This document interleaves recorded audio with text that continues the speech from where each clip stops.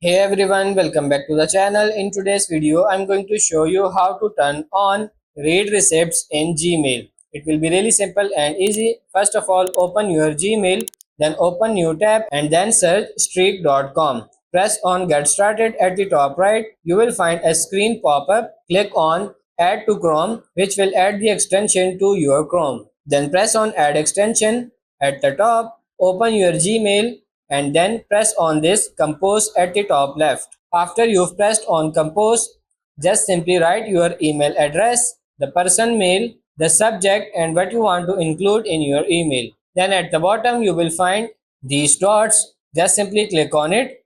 You will find I option. Make sure the I option is colorful, which is yellow in color. Then press on send. After you pressed on send, reload your Gmail, and when you go to send files, if the other person views your mail, you will find I button. Beside that, it will show you how many seconds they viewed your email.